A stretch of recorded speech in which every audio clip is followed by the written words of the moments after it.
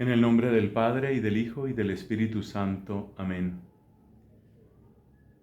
Dios te salve María, llena eres de gracia, el Señor es contigo. Bendita tú eres entre todas las mujeres, bendito es el fruto de tu vientre, Jesús. Santa María, Madre de Dios, ruega por nosotros pecadores, ahora y en la hora de nuestra muerte. Amén. En el nombre del Padre, y del Hijo, y del Espíritu Santo. Amén.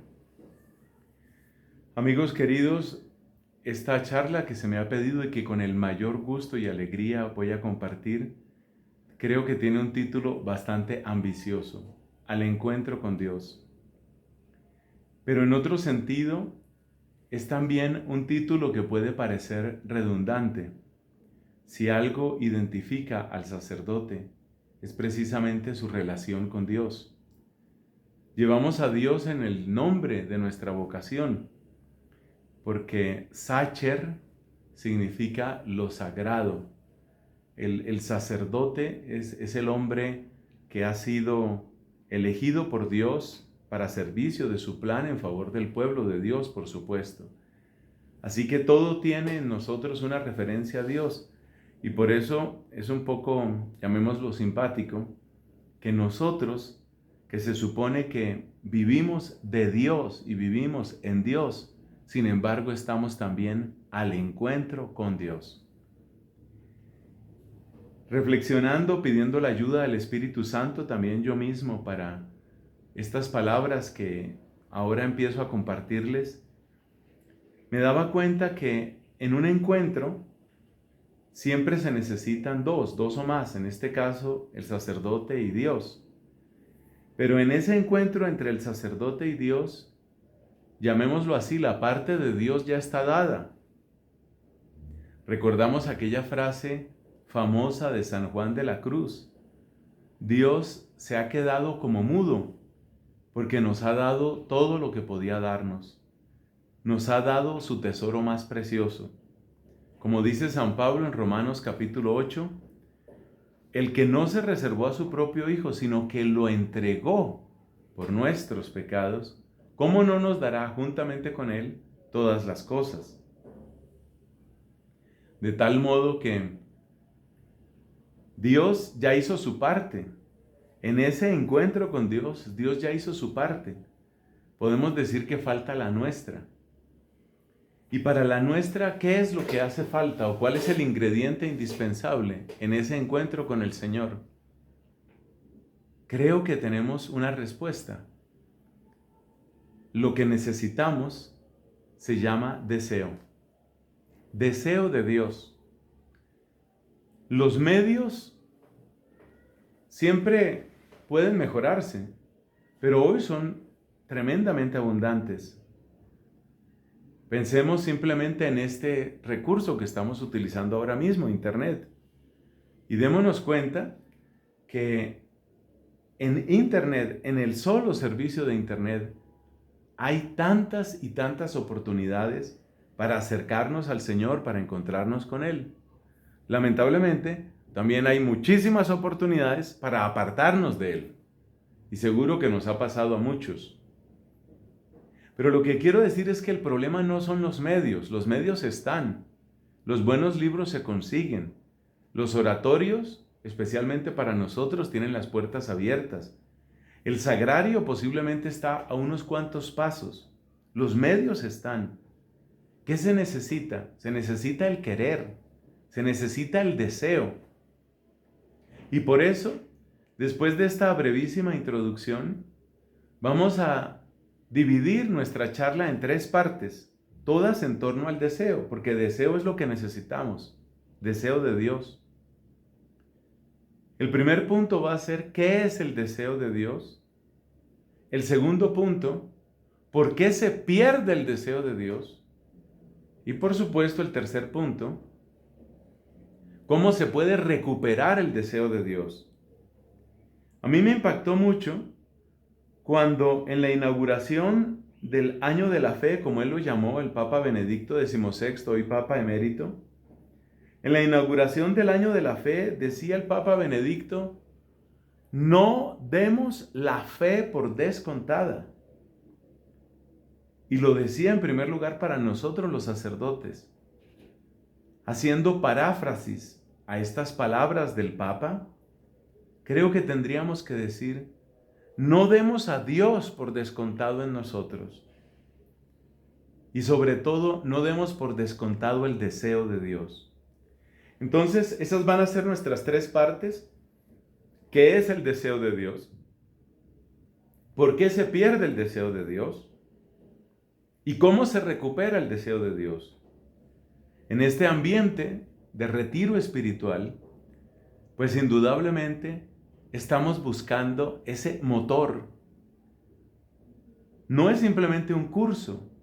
Un retiro espiritual no es simplemente un curso, no se trata solo de aprender cosas.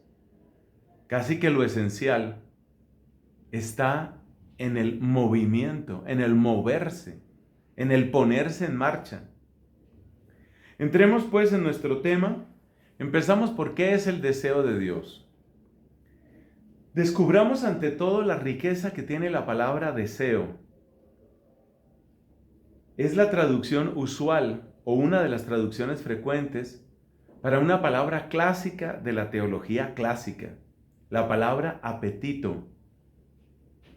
Apetito o deseo es una moción interior que tiene una dirección, un propósito, una meta, y una moción interior que tiene la capacidad de ponernos en movimiento también exteriormente. Por eso hay apetitos en todas las áreas y niveles de nuestro ser. Por ejemplo, pues el apetito, cuando decimos buen apetito, es apetito de alimento. Hay una necesidad, hay una urgencia, hay un deseo de alimento, y ese deseo seguramente no se queda dentro de nosotros, sino que en algún momento decimos, yo paro lo que estoy haciendo y voy a comer algo. Nos pone en movimiento. El apetito, o los distintos apetitos, gobiernan nuestra vida, pero también tienen una jerarquía. Por ejemplo, uno puede tener apetito de dinero, o sea, deseo de ganar dinero, pero usualmente hay un apetito superior que gobierna al apetito inferior. Por ejemplo, yo tengo el deseo de ser un hombre honesto, y ese deseo está por encima del deseo de dinero. Entonces, aunque yo tenga deseo de dinero, pues no voy a hacer una trampa o un delito para conseguir dinero. Esto, si el deseo de un bien superior gobierna jerárquicamente a ese bien inferior.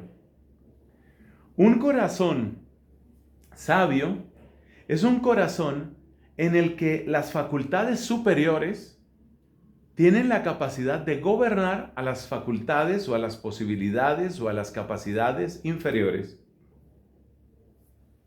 ¿Y cuál es la capacidad máxima? ¿Cuál es la capacidad mayor que tenemos nosotros los seres humanos? La antropología teológica clásica responde, es la voluntad. Porque la voluntad corresponde al apetito, pero el apetito en su máxima expresión, a la voluntad se le llama apetito racional. El apetito del hambre, el deseo del hambre o el deseo de placer, incluyendo el deseo de sexo, el deseo de descansar y otros deseos, por ejemplo, encontrar cobijo, hospedaje, abrigo, esos deseos tienen que ver con las áreas inferiores de nuestro ser. No es que no sean importantes, sino que son inferiores. Y son inferiores en la medida en que hay otros apetitos superiores que están llamados a gobernarnos. Por eso, yo puedo sentir hambre, pero, de nuevo, hay un apetito superior, que es el de la voluntad, que me dice, hoy no, hoy es día de ayuno. Entonces, en un ser humano sabio, en un ser humano regido por la sabiduría, está claramente establecida esta jerarquía. Y ese orden trae belleza. De hecho, hay una relación profunda entre belleza y orden. Y cuando encontramos a una persona que tiene este orden en sus apetitos, que tiene esta jerarquía y la vive, encontramos a una persona que es bella. Esa es la belleza interior. Así como la belleza exterior consiste en la armonía y proporción de aquello que se ve, o se escucha, o se huele, o se toca, la belleza interior tiene que ver con esta jerarquía que hace que haya orden en nosotros. En cambio, cuando una persona carece de esa jerarquía, produce en nosotros o burla, o desprecio, o rabia, en todo caso nada bonito. Imagínate el caso, por ejemplo, de una persona que tiene deseo de sexo y entonces busca el modo de violar a alguien. Por supuesto, esa persona no nos produce admiración, sino repulsión. Y si estudiamos su circunstancia, tal vez llegaremos a sentir lástima. Pero no va a haber admiración en nosotros. Porque la admiración en nuestra mirada espiritual está ligada a ese orden precioso que tienen las almas verdaderamente sabias. Es ahí donde está el lugar de la admiración. Pero sucede algo. Tener sabiduría, según el orden natural, es algo muy deseable. Pero hay todavía algo mayor que la sabiduría. Es decir, mayor que la sabiduría puramente humana. Eso que es mayor que la sabiduría humana es de lo que nos habla San Pablo en la primera carta a los Corintios, capítulo 1. Es lo que él llama la sabiduría de Dios. Y esa sabiduría de Dios es la que se ha desplegado con abundancia en la vida de Cristo. Esa sabiduría de Dios es la que aparece con diáfana claridad en el misterio de la cruz. Y esa sabiduría de Dios es la que palpita a lo largo del Evangelio. Entonces la jerarquía completa no queda en la racionalidad humana. La jerarquía completa consiste en que nuestros sentidos están gobernados por nuestra racionalidad, por nuestra voluntad. Por supuesto, con un gobierno que Santo Tomás dice, no es un gobierno tiránico, no es un gobierno despótico, no, es el amable gobierno de la sabiduría. Entonces, nuestros sentidos gobernados por una voluntad que está gobernada por una sabiduría que está gobernada, ¿por qué? Por la luz de Dios, por el querer de Dios. De eso es de lo que se trata. Esa es la jerarquía. Que toda nuestra realidad corporal esté bajo gobierno de la voluntad bajo gobierno de la sabiduría y la sabiduría bajo gobierno de Dios, de su bondad, de su plan, de su misericordia. Ese es un ser humano plenamente bello, ya no solo bello humanamente hablando, sino bello en el tiempo y en la eternidad. Esa es la belleza del ser humano. Esa es la belleza interior en toda su plenitud. Bueno, de acuerdo con este sencillo repaso de antropología teológica, ahora miremos dónde entra el deseo de Dios. Nos damos cuenta que el deseo de Dios es deseo de conocerle, deseo de amarle, de adorarle, de servirle, deseo de estar con Él, deseo de darlo a conocer. Todo eso es lo propio del deseo de Dios. Y si me preguntas, ¿en dónde se sitúa en el plano de la antropología teológica? ¿En dónde se sitúa el deseo de Dios? Se sitúa entre las luces de nuestro entendimiento y la revelación que Dios hace de sí mismo. Es decir, se sitúa en la frontera misma entre la razón y la fe. Lo máximo a lo que aspira nuestro entendimiento es a la razón, a la verdad. Pero esa verdad la bebe con mayor abundancia, con auténtica abundancia, cuando se llega a la fe. Entonces el deseo de Dios es aquel impulso que nos lanza resueltamente más allá de nuestras propias capacidades, según lo que dice San Pablo en Efesios capítulo 3, más allá de lo que podemos imaginar, pensar o desear con nuestras solas fuerzas. Ese es el deseo de Dios. En una definición corta, es deseo de conocerle, amarle, servirle, adorarle, estar con Él, darlo a conocer. Eso es lo propio del deseo de Dios. Ejemplos los tenemos en la Biblia con abundancia. Pensemos en Abraham, especialmente en aquel pasaje, tú buscarás la cita, en aquel pasaje en que Abraham tiene miedo en medio de la noche. Es el momento en el que él sella su alianza personal con Dios. ¿Recuerdas cuando parte por la mitad a varios animales y llegan algunas aves de rapiña a tratar de comer esos cadáveres? Y Abraham espanta a esas aves y llega la noche y dice la Sagrada Escritura, está en el Génesis por supuesto, un terror oscuro se apoderó de él. Pero Abraham no se fue. Abraham no se fue. Abraham no dejó sin celebrar su alianza con Dios. No se quedó sin la alianza con Dios. Tenía anhelo de esa alianza, más allá de su propia incapacidad, más allá de su propio miedo.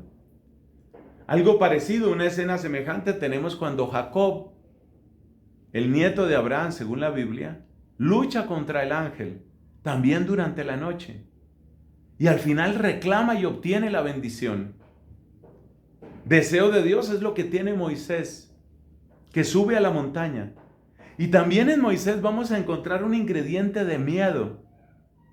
Moisés le confiesa a su ayudante Josué, cuando empieza aquel terremoto y aquella nube y aquellos relámpagos y aquella montaña en llamas, Moisés le dice a Josué, estoy temblando de miedo. Y sin embargo sube a la montaña, porque su deseo es mayor que su miedo. Ese es Moisés. Otros pocos ejemplos tomados de la Biblia. Miremos a Jeremías. Jeremías, que también siente miedo. Uno de los lemas que aparece en Jeremías, es decir, de las expresiones repetidas, y es de la boca del profeta, es esta: terror en torno o terror por doquier. Jeremías se encuentra en una situación en la que siente que no puede confiar en nadie. Sus amigos lo traicionan, el rey está indeciso, los de la corte lo acusan, los sacerdotes solo tienen calumnias contra él. Terror en torno, se siente rodeado como de leones. Entonces él dice, pues mejor no hablo más, mejor me callo. Pero sabemos cuál es el desenlace. Jeremías no puede reprimir el fuego de Dios. No puede reprimir la palabra que le quema por dentro. Así me maten, así pase lo que pase conmigo, no puedo dejar. Será la misma expresión que dirán los apóstoles en el capítulo 4. No podemos dejar de dar testimonio de lo que hemos visto y oído. Es más fuerte su fidelidad a Dios, su deseo de estar con Dios, su deseo de servir a Dios. Observemos el caso de David. David, que añora el templo. Cuán deseables son tus moradas, Señor de los ejércitos. Mi alma se consume y anhela, deseando los atrios del Señor. David, el del corazón enamorado, el que construye nuevos instrumentos musicales, como dice también la palabra de Dios. A mí esto me parece muy tierno. David inventó instrumentos musicales porque quería una nueva melodía, un nuevo modo de cantarle su amor al Señor. El amor siempre siente que hay más por decir, más por hacer, más por entregar. Y por ejemplo, eso se nota en el libro de los Salmos. Expresiones absolutamente fascinantes que hablan en nuestro corazón. La mayor parte de los salmos se atribuyen al rey David. Un alma enamorada, un alma con deseo de Dios. ¿Y qué diremos de Cristo? Cristo que deja de lado las aclamaciones y los aplausos de la gente. Más bien, ¿qué hace? se retira a la montaña a solas a orar. Su deseo de estar con el Padre, su deseo de Dios, es más fuerte que cualquier tributo, aplauso o reconocimiento humano. También tenemos ejemplos en multitud de santos. Los mártires en primer lugar. ¿Cuál es el lenguaje de los mártires? Aquello que dijo San Pablo: para mí lo mejor es partir y estar ya con Dios. Yo ya quisiera partir para estar con Él. Deseo de Dios. Los monjes del desierto, que dejaron la comodidad y el humano trato por concentrarse en la palabra divina y en la unión de su corazón con Dios su Creador. Las vírgenes consagradas que se reservaron para Él. Los estudiosos de la palabra, los grandes doctores y padres de la iglesia que vivieron para Él. Hace poco leía una nota biográfica sobre San Agustín. Como San Agustín, este dato yo no lo tenía presente, al final de su vida, San Agustín designó al que iba a ser su sucesor en la diócesis de Hipona, como sabemos. Y desde el momento en el que ese que sería en lenguaje actual, algo así como el obispo coadjutor, en el momento en el que el obispo coadjutor ya fue nombrado y empezó a asumir, ¿qué hizo Agustín? ¿Se dedicó a jugar golf? Faltaba un tiempo para que inventaran el golf. ¿Qué hizo Agustín? ¿Se fue a una casa de retiro a descansar?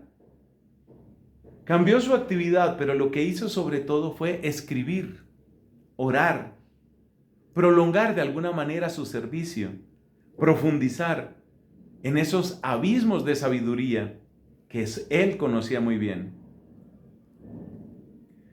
Los audaces misioneros, los héroes de la misericordia, siempre insaciables en su búsqueda del servicio a Dios. Todos ellos nos hablan de cuál es también nuestro camino. Nuestro camino es el deseo de Dios. Y puede decirse muy bien que la mayor parte de los errores que cometemos son por falta de deseo de Dios. Porque la falta de deseo de Dios hace que caiga sobre nosotros aquel versículo del profeta Jeremías.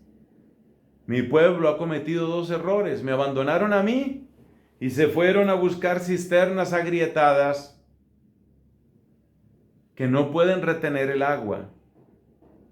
Esa es la historia de los pecados sacerdotales, bueno, de todo pecado, pero sobre todo de los pecados nuestros. Hemos abandonado la fuente viva, pero como no podemos quedarnos en una sed eterna, entonces buscamos cisternas agrietadas, compensaciones, ídolos. Llega el momento de pasar a la segunda parte de nuestra charla. ¿Por qué se pierde el deseo de Dios? Recuerda una cosa para que no perdamos nosotros nuestro norte en esta charla. Recuerda una cosa. El deseo de Dios es la única pieza que hace falta para llegar al pleno encuentro con Dios. Todo lo demás ya está dado. Todo lo demás ya lo tienes. Solo hay una pieza que te hace falta. Y esa pieza es el deseo de Dios. ¿Por qué se pierde el deseo de Dios? Son múltiples las razones.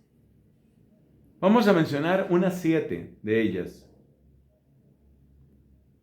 Por cierto, comento que los apuntes propios de esta charla los voy a compartir con ustedes, ni más faltaba.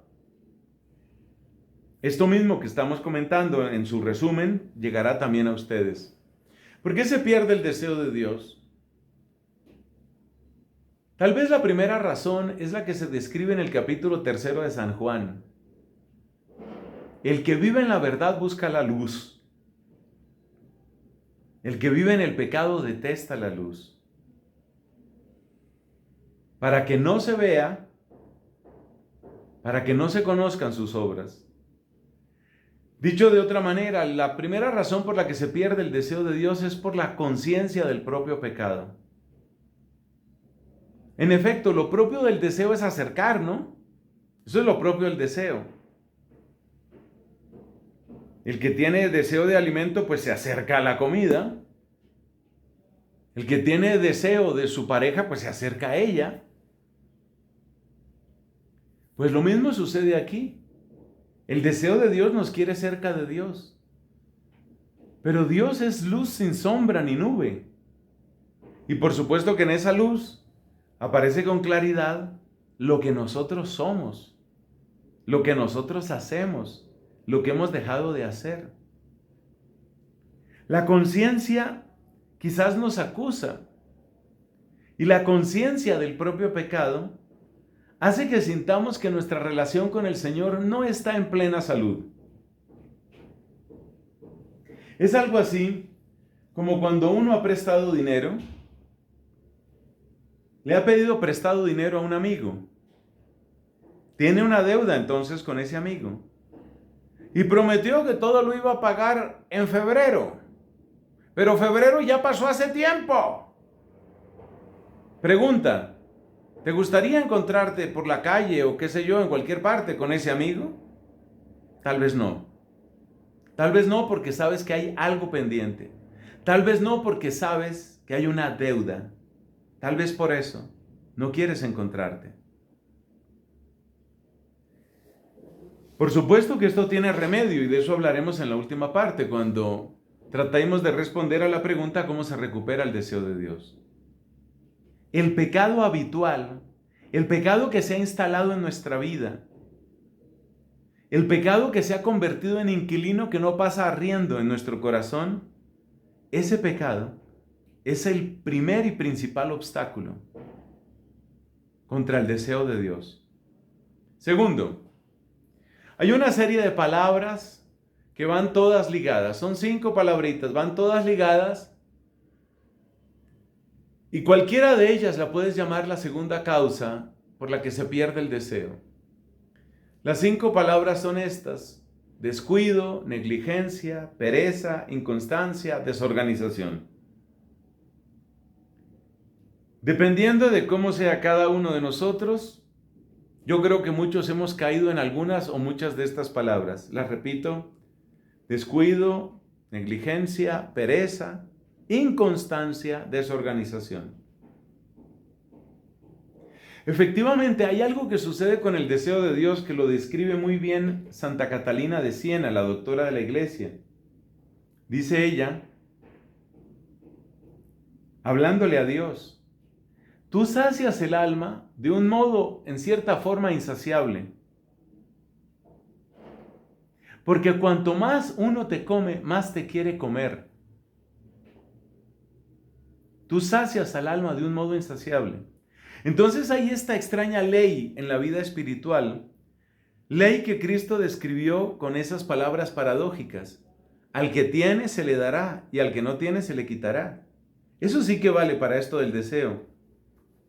Cuanto más constancia, cuanto mayor constancia tenemos nosotros en la búsqueda de Dios, el ejercicio de buscarlo produce más deseo de encontrarlo. Y el deseo de encontrarlo fortalece el ejercicio de buscarlo. Entre la búsqueda y el deseo se da una especie de saludable ciclo. Así como a veces hablamos de círculos viciosos, hay que hablar de círculos virtuosos. Y un círculo virtuoso es el que se da entre la búsqueda de Dios y el deseo de Dios. Cuanto mayor es el deseo, mayor es la búsqueda. Cuanto mayor es la búsqueda, mayor es el deseo. Pero te das cuenta, por supuesto, que ese ciclo virtuoso se rompe por la pereza, por la negligencia. Si entramos en negligencia, quiere decir que nuestro deseo se queda sin la realización que le es propia, es decir, el acto de la búsqueda.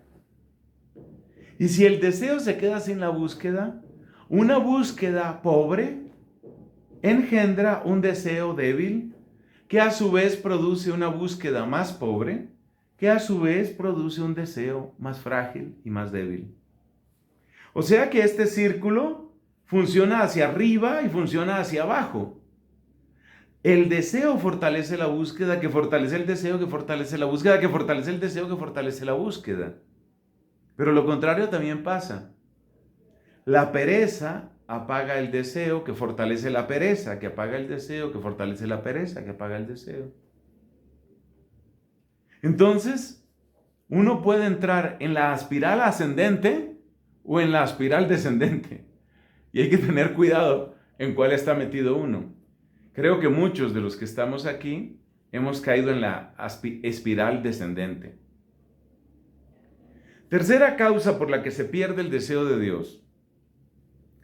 Perdemos también el deseo de Dios por algo que se llama mundanidad. De esto ha predicado varias veces el Papa Francisco. ¿Mundanidad qué es? Hay muchos modos de definirlo, les voy a contar la que más me convence a mí. Mundanidad es aquello que sucede cuando incorporamos los criterios y el diccionario, entre comillas, el diccionario del mundo, especialmente el diccionario del mundo en lo que tiene que ver con ser feliz, ser exitoso, estar satisfecho.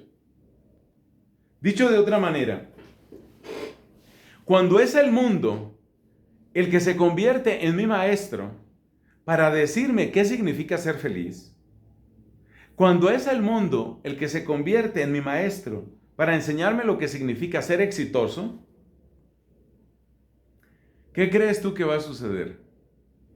Si yo incorporo el diccionario del mundo, por lo menos en palabras como amar, ser feliz, estar alegre, estar tranquilo, tener paz, ser exitoso, si esa clase de palabras me las enseña el mundo, ¿qué va a suceder? Pues lo que dijo la parábola del sembrador en el tercer caso. El primer caso fue la semilla junto al camino, el segundo caso la semilla en terreno de poca profundidad, el tercer caso es el de las zarzas. Cuando el mundo nos llena con su enseñanza, nuestro corazón se llena de zarzas que ahogan la fuerza de la palabra de Dios. Algunas veces esto se traduce, no digo que sea obligatorio que suceda así, pero algunas veces esto se traduce en un nuevo modo de definirse el mismo sacerdote. Tuve ocasión, hace ya unos años, de visitar a un sacerdote, prestar un servicio en su parroquia. El padre, pues era párroco, por supuesto, como lo indica la historia, y era también rector de un colegio parroquial. Más o menos el 95% del tiempo y el 98% de la energía de este hombre estaban en ser rector. Para él, ser rector significaba muchísimo. Ser sacerdote lo describía más o menos con estas palabras: ya uno está cansado de confesar viejitas. Su misa parecía una carrera contra el tiempo. 20, 25 minutos. Entre semana no hay que predicar. Tiempo para la liturgia de las horas, casi nada. Porque lo importante para él era la rectoría. Con alguna frecuencia sucede esto. Y hay que tener mucho discernimiento. Cuando somos sacerdotes y además otra cosa, siempre hay que tener cuidado. Porque esa otra cosa, con mucha facilidad, es la que nos llena de satisfacción, es la que nos llena de reconocimiento, es la que nos llena de amigos, es la que nos llena de éxito. Soy sacerdote y soy psicólogo. No es que sea pecado, puede ser una combinación maravillosa. Soy sacerdote y soy sociólogo. Puede ser una combinación buena. Soy sacerdote y soy artista. Puede funcionar muy bien. Sí, puede funcionar muy bien. Pero también puede suceder que en un momento dado te sientes más cantante que sacerdote. Más showman que sacerdote. Más filósofo que sacerdote. Más artista que sacerdote. Más músico que sacerdote. Más abogado que sacerdote. Más psicólogo que sacerdote. Hay que tener mucho discernimiento en estas cosas, pero mucho. Y sobre todo una capacidad de autoexamen. Por eso dicen tantos santos, entre ellos mi amiga de Siena, de la importancia del conocimiento de uno mismo. ¿Cómo me defino yo en primer lugar? Porque si en mi definición la palabra sacerdote cada vez va dando tumbos más abajo, ten la certeza de que el deseo de Dios hace rato se perdió. Una cuarta razón por la que se pierde el deseo de Dios es por la celebración mecánica de los actos de oración o de liturgia. A mí me ha pasado como a tantos. Por la labor misionera, que por supuesto antes de la pandemia significaba viajar a muchos sitios, ¿sabes lo que me pasaba, no? Pues que yo llevaba mi breviario, pero cuando rezaba, que a veces se me pasaba, aquí me estoy confesando en público, cuando rezaba, cometía uno de los errores más crasos que puede cometer un sacerdote cuando reza solo: rezar mentalmente, o sea, leer mentalmente. Con la velocidad con la que uno se acostumbra a leer textos que ya conoce muy bien, uno termina despachando, oye la expresión que utilizo para vergüenza mía, uno termina despachando unas vísperas en 8 minutos, 7, 8 minutos. Ya todo eso me lo conozco, y lo que no de memoria, y rapidito y prontico. Yo tuve que tomar medidas, porque vi que mi vida de oración iba para el piso, y mi deseo de Dios iba para el piso, peor, para el subsuelo. Tuve que tomar medidas. Y bueno, ya que estoy aquí en esta confesión pública, una de las medidas que tuve que tomar fue apoyarme, les va a parecer gracioso esto, apoyarme en la grabación de las oraciones. Yo ofrezco en mi página web la oración de laudes grabada, la oración de vísperas grabada, y muchas veces cuando tengo que rezar solo, yo utilizo la propia grabación, sobre todo por un detalle. Porque las grabaciones duran típicamente entre 18 y 21 o 22 minutos. Se me acaba la carrera, dejo de correr. Le dedico un poco más de tiempo a la oración. Para otras personas es mucho más sencillo. Rezar en voz alta. Rezar en voz alta. Hermanos sacerdotes, yo sé por qué se lo digo. Evite esa oración de sacar simplemente su breviario, ir pasando páginas, leyendo mentalmente, que termine usted leyendo en diagonal y despachando salmos a velocidades que merecen multa. Cuidado con eso. Entonces, los actos mecánicos destruyen el deseo de Dios. ¿Por qué? Porque nos enseñan a manosear el misterio. Una misa celebrada a toda prisa no solo es una misa que no aumenta la fe, es una misa que la disminuye. Porque cuando el cuerpo de Cristo pasa por tus manos a velocidades vertiginosas, cuando las oraciones pasan por tu boca a velocidades vertiginosas, con esa misma velocidad se pierde la fe, con esa misma velocidad. Es lo que sucede cuando irrespetamos. Cuando nos acostumbramos a irrespetar a las personas, después no las podemos tratar fácilmente con veneración, ni siquiera con el honor que les es debido.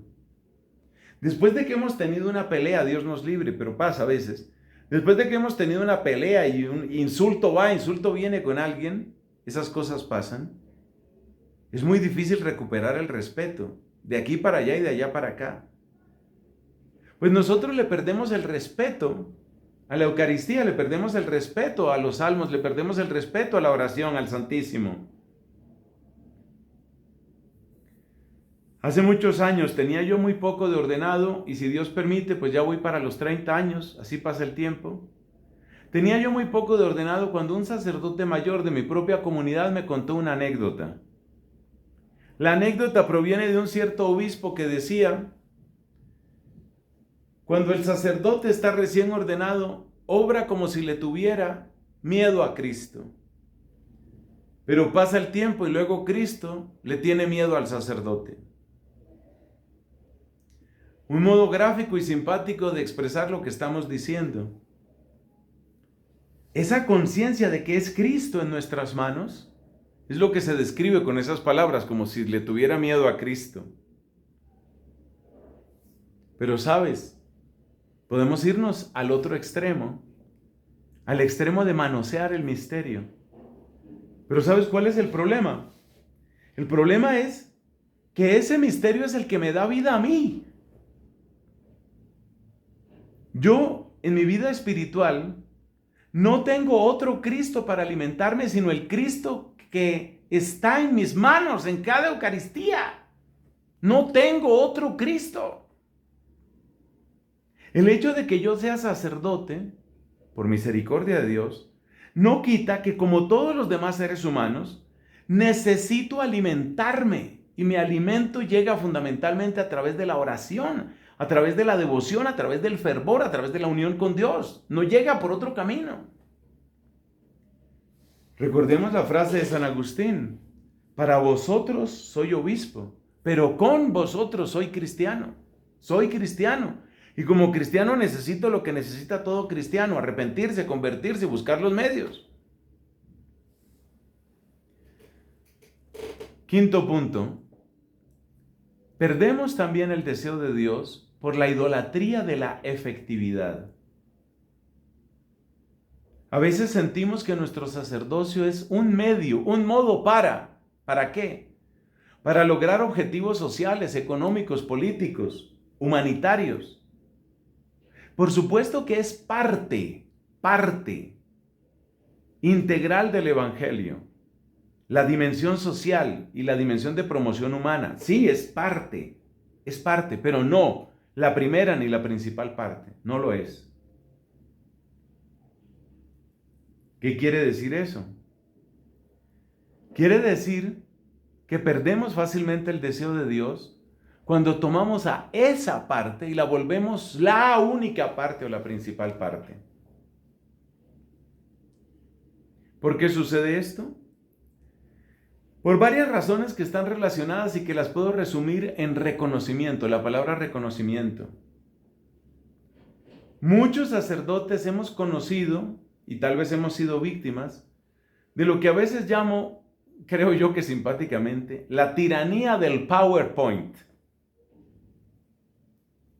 ¿Y qué es la tiranía del PowerPoint? Es la tiranía de los informes finales, los informes de gestión, los informes para las visitas pastorales. Visitas canónicas, también se habla entre nosotros los religiosos. Imagínate que tú vas a hacer un informe de tu labor como párroco y tú pones en el informe: vi muchos corazones quebrantarse ante el Santísimo. Jóvenes que estaban alejados recibieron consejería y los vi tomar muy buenas decisiones en sus propios caminos. Parejas que estaban a punto de separarse hoy están felizmente reconciliadas. Esas cosas son difíciles de poner en un PowerPoint. ¿Cómo contabilizas tú cuántos jóvenes aceptaron con gusto un consejo que necesitaban?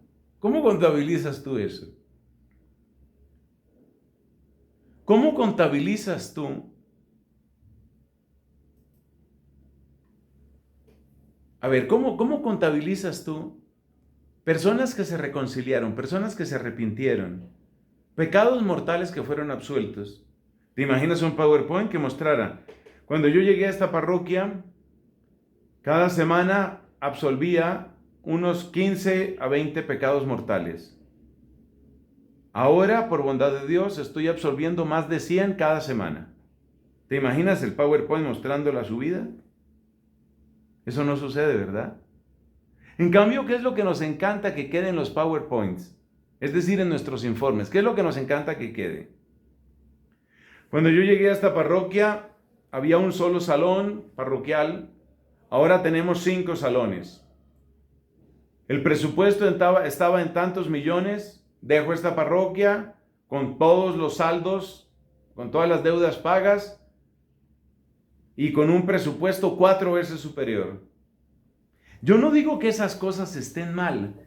El problema es que es muy, pero muy tentador muy tentador, poner uno su propia valía en esas cosas. Es decir, soy un buen sacerdote porque logré esas cosas. Esa es la idolatría de la efectividad. Sexto, el deseo de Dios se pierde por exceso de una vida social satisfactoria, agitada, apretada, no necesariamente con pecado. Lo del pecado ya lo mencionamos en primer punto de esta lista. Una vida social satisfactoria, una vida social agitada, apretada, y puede ser sana. Simplemente visitas, encuentros, comidas, paseos. Si uno tiene un mínimo de carisma, algunos tenemos algo, otros tienen mucho más, por supuesto. Pero con que uno tenga un poquito de carisma y con que uno no sea un antisocial, fácilmente le llegan y a veces le llueven las invitaciones, fácilmente. Pero la pregunta que tenemos que hacernos es, ¿utilizamos la debida prudencia en ello? Porque ese exceso de vida social va en la misma línea de lo que antes decíamos con respecto al trabajo. Puede suceder y sucede que uno ponga su valer, que uno ponga su autoestima en esa clase de cosas. Y entonces, ¿qué pasa? Que el deseo de Dios se pierde. Porque lo más importante es sentirme aceptado, reconocido.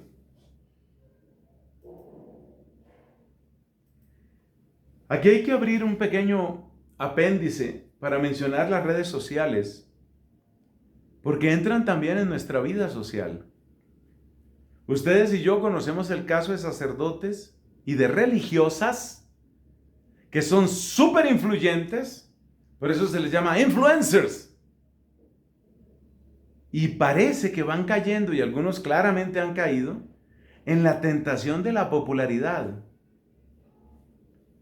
Desde que era niño he oído, cuando entrevistan a un gran cantante, siempre dice, bueno, es que yo me debo a mi público, me debo a mi auditorio.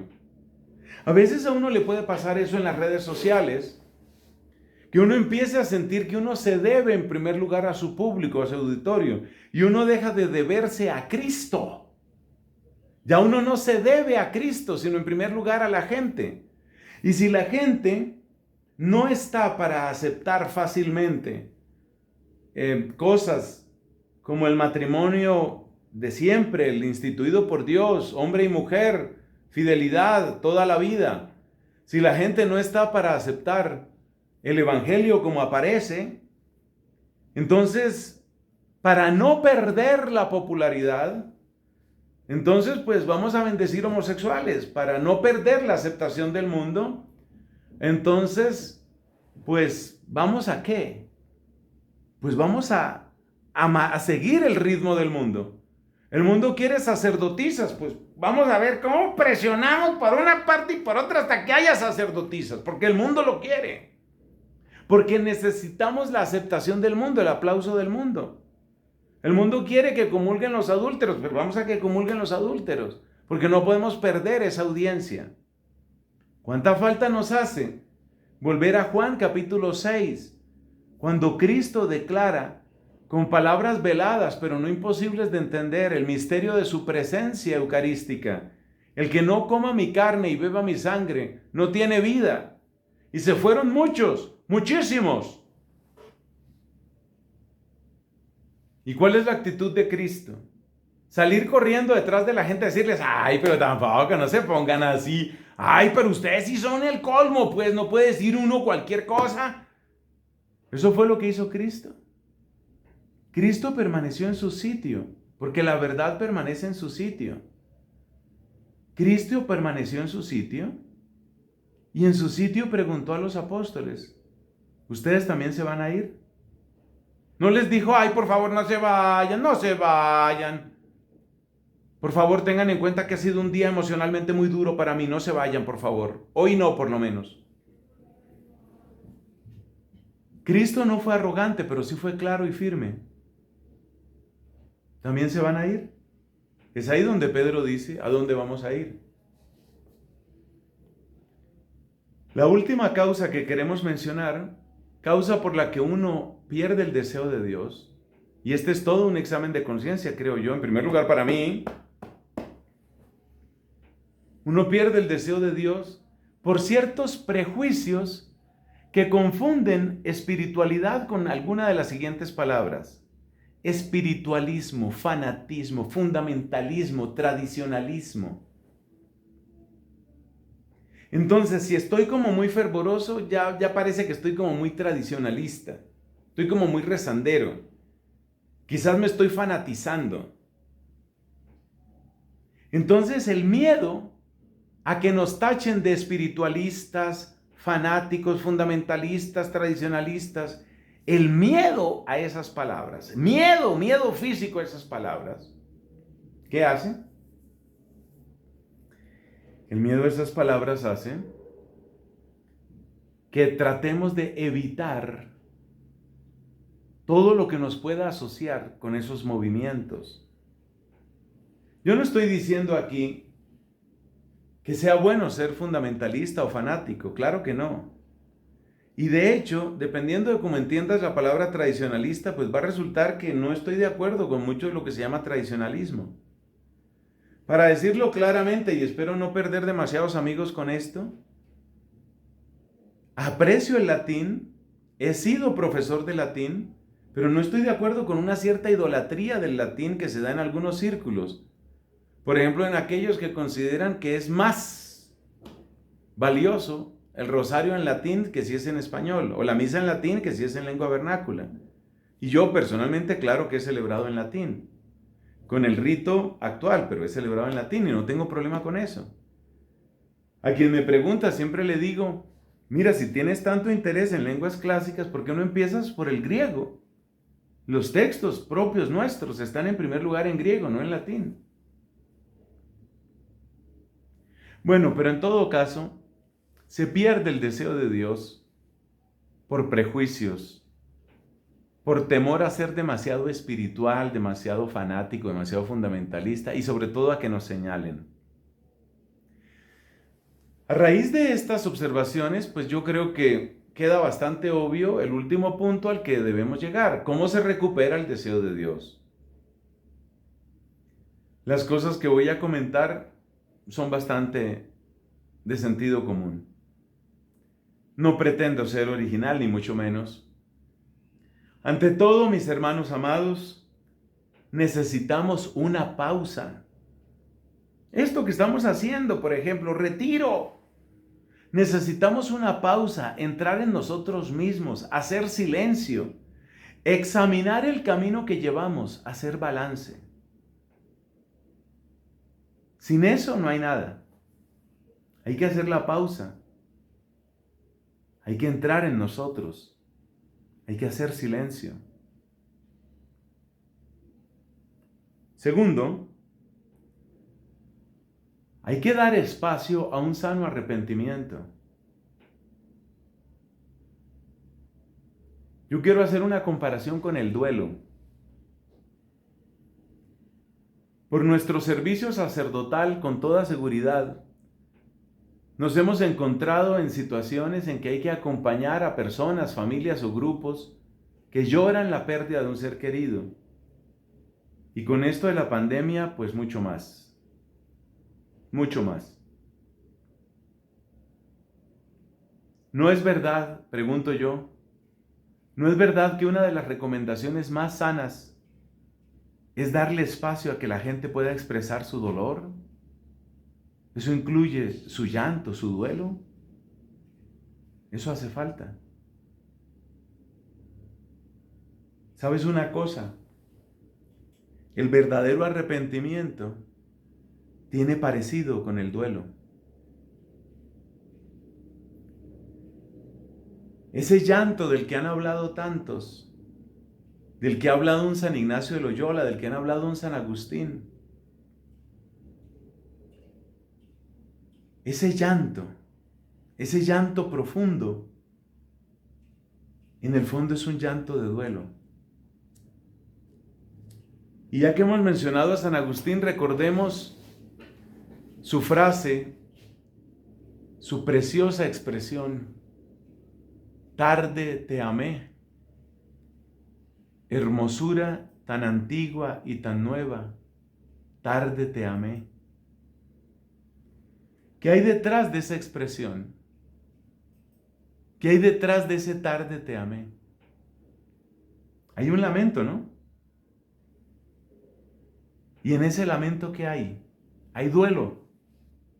¿Duelo? ¿Duelo por qué? Duelo por el tiempo que perdí y que jamás podré recuperar. Duelo por las heridas que causé y que yo mismo no seré capaz de sanar. Duelo por ese daño y duelo por ese tiempo. En el caso de Agustín, sabemos que él se bautizó con algo más de 30 años de edad. Él sentía que esos 30 años vividos habían sido como 30 años de muerte, y él estaba llorando por esa muerte. Un muerto de 30 años, un muerto que en cierto sentido él llevaba a las espaldas. Entonces, ¿qué necesitamos? Estamos en las recomendaciones. Hay que darle espacio al sano arrepentimiento. En la liturgia de las horas hay una oración que se utiliza para la hora intermedia. Concédenos llorar nuestros pecados y prevenir las faltas en el porvenir, dice. Se pide la gracia de llorar, como lloraba Santo Domingo de Guzmán, arrepentido de sus pecados y los pecados del mundo sobre todo. Hay que darle espacio a ese sano arrepentimiento. Date el espacio de sentirte triste, porque lo que Dios ha puesto en tu corazón y en tus manos, y en las mías también, es tantísimo, tantísimo. Date el tiempo de arrepentirte. Date la oportunidad de una verdadera contrición. Y por supuesto, que ese dolor florezca en disponerte y realizar una buena confesión. Tercera recomendación para recuperar el deseo de Dios y salir hacia su encuentro. Tercera recomendación: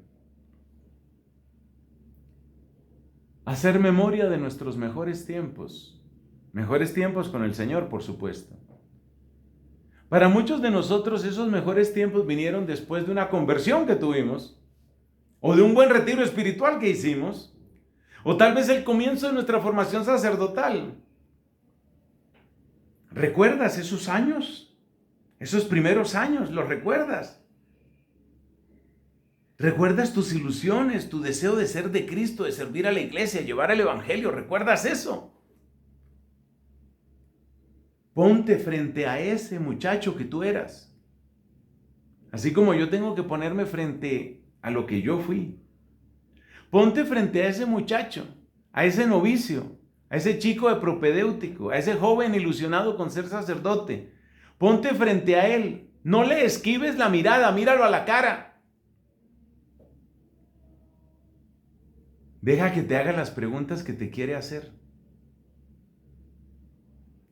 De lo que se trata es de recuperar el lenguaje, ese lenguaje de amor, ese lenguaje de cercanía que tú tenías con Cristo. De ahí viene fuego para que recuperes el deseo de Dios. Vuelve a visitar los propósitos que en ese tiempo tenías. Sin ingenuidad, por supuesto. Pero tampoco vayamos a caer en el cinismo o en el engaño. Dios es fiel. Él es el mismo ayer, hoy y siempre. Cuarto, ¿cómo se recupera el deseo de Dios? Hay que cultivar la oración de soledad con el Santísimo. Yo me atrevo a decir que eso es indispensable. Indispensable. Eso de estar tú con Él y Él contigo, eso no se reemplaza con nada. Y recordemos la frase de Catalina: tú sacias al alma de un modo en cierta forma insaciable. Aprende a que te haga falta Él. Luego, en nombre de Él, vamos a servir al mundo entero. En nombre de Él serviremos a los pobres, a los pecadores, a los jóvenes, a los alejados, todo lo que tú quieras. Pero será en el nombre de Él y por eso primero hay que tenerlo a Él, a Él. Y no hay expresión corporal que más nos acerque a ese estar con Él. No hay nada que nos acerque tanto como la presencia eucarística. Eso está clarísimo. Quinto, hay que definir propósitos realistas de oración y de formación. Propósitos realistas. ¿Y cuál es un propósito realista? Un propósito realista es aquel que tiene fecha, hora y lugar. Lo que no tiene fecha, no tiene hora y no tiene lugar no existe. No existe en tu vida, no existe en tu calendario, no existe en tu futuro. Propósitos realistas. Eso incluye tus lecturas, eso incluye confesión, no sé, cada 15 días, cada mes. Eso incluye tal vez algún curso que vas a hacer, pero para fortalecerte tú, no para mejorar tu currículum. Eso incluye, por supuesto, tus visitas al Santísimo. Sexto, hay que activar nuestra relación de cercanía con nuestro ángel custodio. ¡Sorpresa! El ángel de la guarda no es solo para los niños. Si hay alguien en esta tierra que necesita ángel de la guarda, somos nosotros los sacerdotes. Activa tu relación de cercanía, de amistad, de amor con el ángel custodio. Y también con tus santos amigos, aquellos santos que tú los sientes más próximos a tu corazón. Ellos ayudan mucho. Ustedes notan que yo no menciono con alguna frecuencia a los santos que siento muy cercanos por diversas razones, que Santo Tomás, que San Pablo, que Santa Catalina. Los considero mis amigos y me hacen mucho bien. Por último, puede ayudar grandemente una buena dirección espiritual. Por lo menos que tengas alguna charla espiritual cada ciertos meses, pero que no haya que esperar un año, por favor, que no haya que esperar un año. Cada ciertos meses o cada ciertas semanas, busca algo. Tú notarás que puedes entrar en la espiral ascendente. El deseo mejorará la búsqueda y la búsqueda mejorará el deseo.